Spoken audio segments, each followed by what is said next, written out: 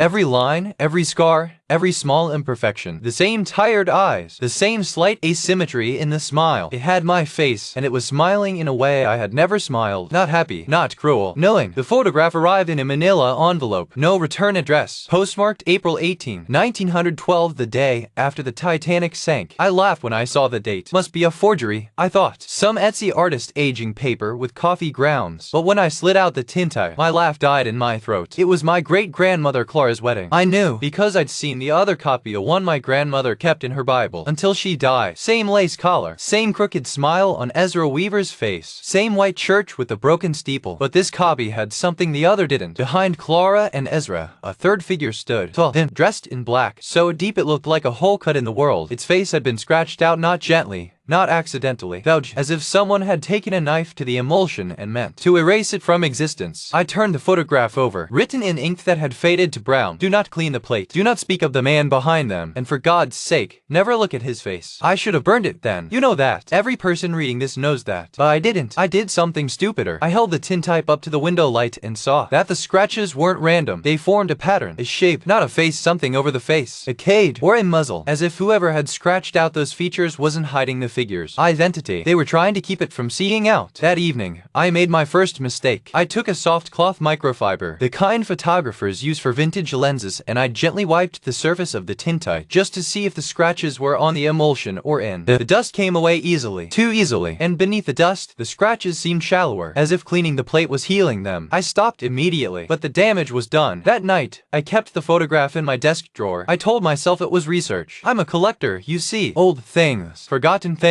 I thought I understood them. I thought they had no power over the living. I fell asleep reading a book on Victorian morning photography, locked hair in lockets, post-mortem portraits, the whole macabre catalogue. When I woke, the room was not dark. It was dim, the kind of dim that comes from every light source being turned down low, not off. My bedside lamp glowed at half power. The hallway light bled through the crack under the door. But the air was wrong. It smelled like well water and wool and something sweet gone bad, like flowers left too long in a vase. My bedroom door was open. I never sleep with it open. I got up, closed it, checked the drawer. The photograph was face down. I had left it face up. I turned it over. The scratches on the figure's face were fainter now. I could almost see something beneath them. A suggestion of a jaw, a corner of a mouth. I put the photograph in the freezer. I don't know why. It seemed like something that would stop decay. The next evening, I came home from work and heard breathing before I even opened the front door. Not mine, not human. It was the sound of something large and patient, waiting in a room just beyond hearing the way you can feel a storm before you see the clouds. I walked inside. Nothing was out of place, but the freezer door was open. A thin trail of water led from the kitchen to my bedroom. I followed it. On my pillow, the photograph lay wet and dark, the tintype surface beaded with condensation, and the figure's face was almost clear. I saw the shape of a nose, two eyes closed as if in sleep, or death, or something pretending to be both. I did what any sensible fool would do. I hid it. Not in the freezer, not in the desk, in the basement, inside a steel lockbox, behind a stack of old textbooks. I wrapped the photograph in black cloth, first my grandmother's shawl, the one she wore to funerals. I even said a prayer over it. I'm not religious, but she was. Then I went to bed. I did not sleep. I lay in the dark, listening. The house made its usual sounds, pipes settling, wind against the windows. But beneath those sounds, another sound, not footsteps, a shifting, a displacement of air, as if something large was moving through the rooms downstairs. Not walking, but flowing, passing through doorways without opening them. I heard the basement door creak. Not open, just acknowledge. Then silence. Long silence. I almost convinced myself it was over. My bedroom door swung open, so slowly that I didn't hear the hinges. It just moved, inch by inch, until it stood wide. The hallway beyond was black, not dark black, as if light itself had been swallowed. And in that blackness, two things happened at once. The smell of well water and wool and rot filled the room, so thickly that I gagged, and I felt a hand press against my back. I was facing away from the door. The hand was cold, not cold like ice, cold like something that had never been warm. It pressed flat between my shoulder blades, and a voice not heard, but felt, vibrating in my teeth, said one word. Turn. I didn't turn. I closed my eyes. I whispered my grandmother's prayer, the one she taught me when I was 5. The one she said would keep bad things from following you home. The hand pressed harder. My ribs ached. Turn. it said again, louder this time, though loud wasn't the right word. Deeper. As if the voice was coming from the floor and the ceiling, and the walls all at once. I kept my eyes shut. I kept praying. I prayed until my throat was raw and my lips were bleeding from where I'd bitten them. Then the pressure stopped. The smell faded. The blackness in the hallway pulled back like a curtain. I opened my eyes. My bedroom door was closed. The lamp was bright again. For one terrible, hopeful moment, I thought the prayer had worked. Then I looked at my desk. The photograph was there. I had left it in the basement lockbox, but there it sat, face up, dry, clean, and the figure's face was completely clear. It had my face, not a resemblance, not a trick of the light. Every line, every scar, every small imperfection, the same tired eyes, the same slight asymmetry in the smile. It had my face, and it was smiling in a way I had never smiled. Not happy, not cruel, knowing, as if it had been waiting for me to recognize myself in. That was when I understood. The scratches weren't hiding its identity. They were hiding mine. The warning on the back, "Do not look at his face," wasn't to protect me from seeing the figure. It was to protect the figure from seeing me. Because once the plate was clean, once its eyes open, it could see the person holding the photograph, and it could replace that person. I am writing this in the dark. I can hear breathing behind me. Not mine. Not human. It is standing where I stood in that photograph, and it has begun to move. Not toward me. Into me. I can feel my memories thinning. I can feel my name becoming less true. Do not clean old plates. Do not look at the man behind them. And if you ever find a wedding tintype from 1912, burn it before you see your own face staring back. Because I never had a great-grandmother named Clara. That was its name all along, and now it has mine. Your support turns words into worlds. Help me write the next one. Subscribe via the link in my profile.